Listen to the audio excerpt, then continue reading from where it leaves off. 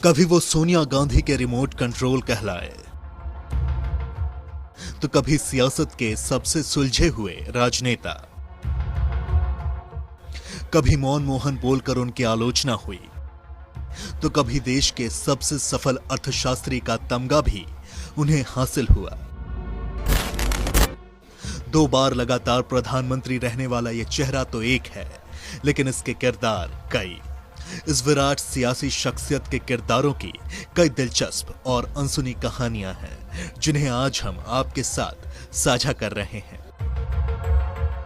आप में से बहुत कम लोग ये जानते होंगे कि मनमोहन सिंह ने अपने बचपन के 12 साल बिना बिजली के गुजारे हैं। उनके गांव में ना बिजली थी, ना ही नल, ना स्कूल और ना ही अस्पताल।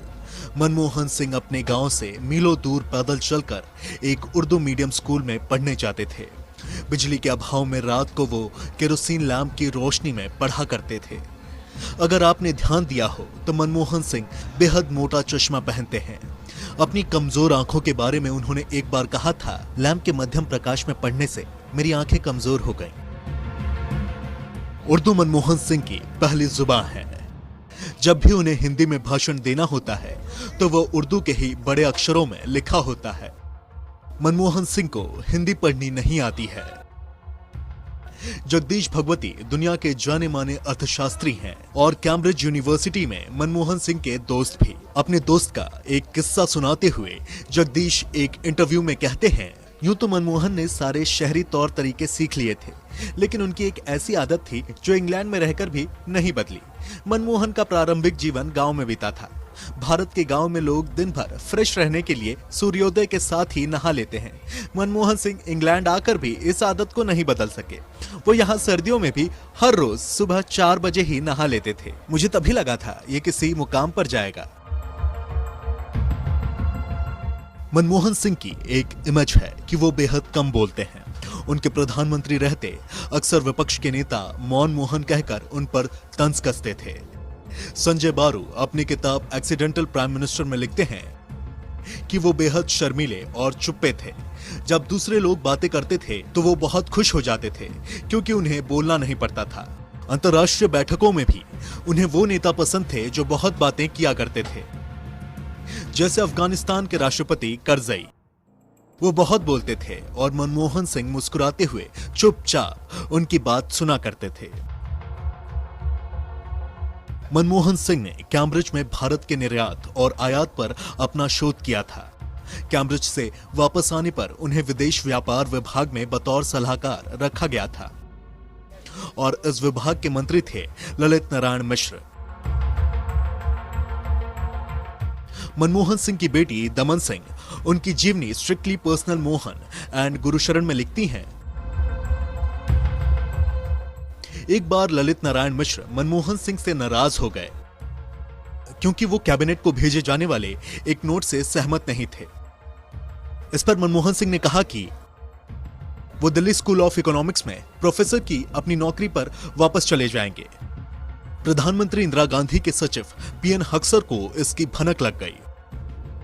उन्होंने कहा कि तुम वापस नहीं जाओगे और उन्होंने उन्हें वित्त मंत्रालय में मुख्य आर्थिक सलाहकार का पद ऑफर कर दिया और इस तरह से एक मंत्री से लड़ाई भी उनके लिए प्रमोशन लेकर आई। राजनीति में एंट्री पर मनमोहन सिंह ने बीबीसी के पूर्व पत्रकार मार्क टली को दिए एक इंटरव्यू में कहा था, नरसिम्हा राव जिस दिन अपनी कैबिनेट बना रहे थे, उन्होंने अपने प्रिंसिपल सेक्रेटरी को मेरे पास भेजा, जिसने मुझे कहा प्रधानमंत्री चाहते हैं कि आप वित्त मंत्री बने। मैंने सोचा कि वो ऐसे ही कह रहे हैं और अगले दिन नरसिम्हा राव फिर मेरे पास आए, बल्कि थोड़े गुस्से में ही लग रहे थे। उन्होंने मुझसे कहा कि मैं तैयार हो जाऊं और शपथ लेने के लिए राष्ट्रपति भवन चलूं, और कुछ ऐसे राजनीति में मेरा प्रवेश हुआ। अविभाजित भारत में गाह नाम का एक खूबसूरत गांव था। जिला झेलम और साल था 1972। 26 सितंबर को कैंप बेलपुर के चक्री गांव के अमृत ने एक बच्चे को जन्म दिया था। बच्चे की पैदाइश के वक्त उसके दादा संत सिंह और दादी जमुना देवी भी मौजूद थे। पिता गुरमुख सिंह पेशावर के एक फार्म में नौकरी करते थे। ये फर्म अफगानिस्तान से मेवे मंगवाती और उसे पंजाब भर में सप्लाई करती। बच्चे की पैदाइश की खबर सुनकर गुरमुख गांव और फिर पूरा परिवार पंजाब साहिब पहुंचा। जब ग्रंथी साहब ने गुरु ग्रंथ साहिब का पन्ना खोला तो उसका सबसे पहला शब्द था मां, और इस तरह बच्चे का नामकरण हुआ मनमोहन। जब वो छोटे थे तो लोग प्यार से उन्हें मोहना बुलाते थे। बाद में यही मोहना लगातार 2 बार भारत का प्रधानमंत्री बना और आज दुनिया उसे महान अर्थशास्त्री और भारत के पूर्व प्रधानमंत्री मनमोहन सिंह के नाम से जानती है। मनमोहन सिंह के भारत आने की भी एक रोचक कहानी है।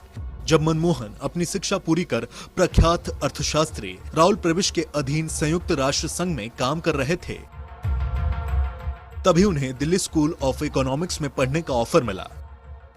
सिंह ने यह प्रस्ताव स्वीकार कर लिया और साल 1969 में भारत लौट आए। मनमोहन सिंह के इस फैसले को लेकर डॉक्टर प्रविश आश्चर्यचकित हुए कि मनमोहन जैसा विद्वान अर्थशास्त्री संयुक्त राष्ट्र की प्रतिष्ठित नौकरी छोड़कर भारत क्यों लौट रहा है। डॉक्टर प्रविश ने मनमोहन से कहा कि तुम मूर्खता कर रहे हो, मगर साथ ही ये भी जोड़ा कि मूर्खता करना भी कभी कभी बुद्धिमानी होती है। और सच में मनमोहन सिंह के लिए उनका यह फैसला बुद्धिमानी वाला ही साबित हुआ। मोहन अपनी मां की कोई याद सहेज पाता उससे पहले ही उसकी मां का निधन हो गया। नन्ना मोहना अपने दादा दादी के साथ ही बड़ा हुआ। मां अमृत के गुजरने के बाद गुरमुख के लिए अकेले पेशेवर में मोहन को पालना मुश्किल था, सो उन्होंने मोहन को गाह भेज दिया। मोहन के पिता हर महीने पैसे भेजते, साथ ही ढेर सारा मेवा भी। उन दिनों मोहन की जेब में हमेशा बादाम और किशमिश भरा रहता था। एक बार किसी ने संजय बारू से पूछा कि प्रधानमंत्री के प्रेस सलाहकार का सबसे बड़ा काम होता है कि लोगों के बीच उनकी बेहतरीन छवि को पेश करना। आपके लिए ये काम कितना मुश्किल था? इस पर बारू का जवाब था, उनके पहले कार्यकाल में प्रेस के बीच उनकी छवि इतनी अच्छी थी कि मुझे तो कोई मेहनत ही नहीं करनी पड़ी। उनको बेचना BMW कार को बेचने की तरह था। वो कार इतनी अच्छी है कि उसके लिए सेल्समैन की जरूरत ही नहीं है। बहुत कम लोग ये जानते हैं कि मनमोहन सिंह पहले अपने सिग्नेचर में 3 ट्रायंगल का इस्तेमाल करते थे। उनका सिग्नेचर बेहद यूनिक था। वो 3 जगह ट्रायंगल बनाते थे। पहला मनमोहन सिंह का M डालते हुए, दूसरा S लिखते हुए और तीसरा सिंह का G लिखते हुए। लेकिन अब वो M साफ लिखते हैं, पर H और S में अभी भी ट्रायंगल दिख जाता है। इंदिरा गांधी को आयरन लेडी के तौर पर जाना जाता है, लेकिन एक बार मनमोहन सिंह ने उनके भाषण में से कुछ चीजों को हटाने के लिए कहा और इंदिरा मान भी गईं।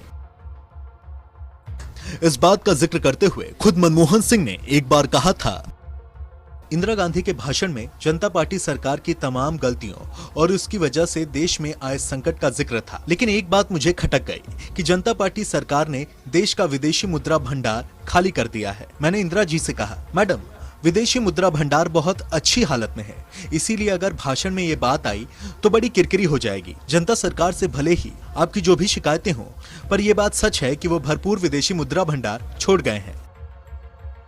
इंदिरा गांधी और मनमोहन सिंह का एक और किस्सा आपको सुनाते हैं। जब मनमोहन सिंह को योजना आयोग आने को कहा गया तो उन्होंने मना कर दिया।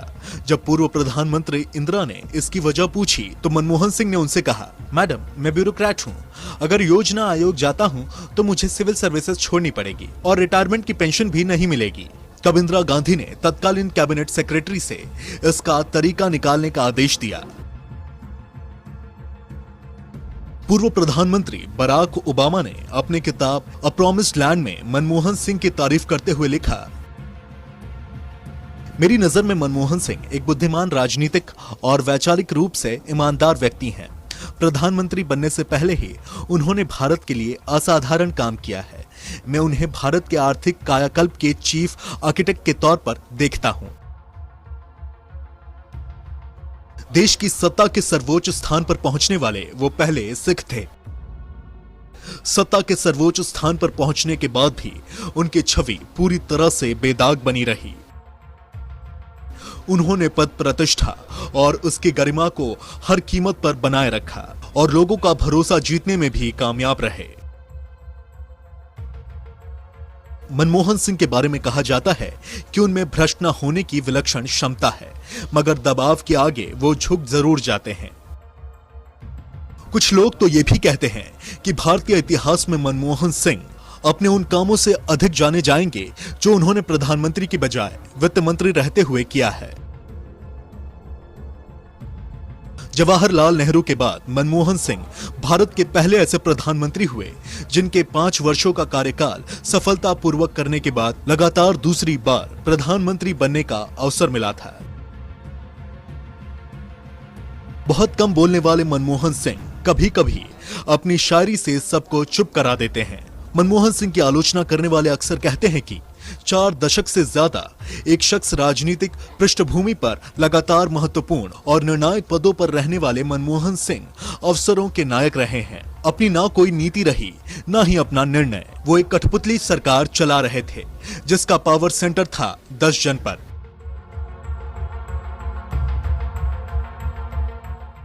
जनवरी 2014 में मनमोहन सिंह ने प्रेस कॉन्फ्रेंस करते हुए कहा था, मेरा मूल्यांकन इतिहास करेगा। 14 साल की उम्र में विभाजन का दंश झेलने वाले मनमोहन सिंह को उनके विरोधी एक्सीडेंटल प्राइम मिनिस्टर कहते हैं। जब किसी ने उनसे पूछा कि लोग तो आपको एक्सीडेंटल प्राइम मिनिस्टर बोलते हैं, तो वो मुस्कुराते हुए बोले, प्रधानमंत्री क्या, मैं तो वित्त मंत्री भी एक्सीडेंटल ही बना था। ऐसा सौम्य और साधारण व्यक्ति जिसने कच्ची उम्र में अपनी माँ को खो दिया हो और फिर भी हंसकर सबको जवाब दे रहा हो, उसका मूल्यांकन करते वक्त इतिहास क्रूर तो बिल्कुल नहीं होगा।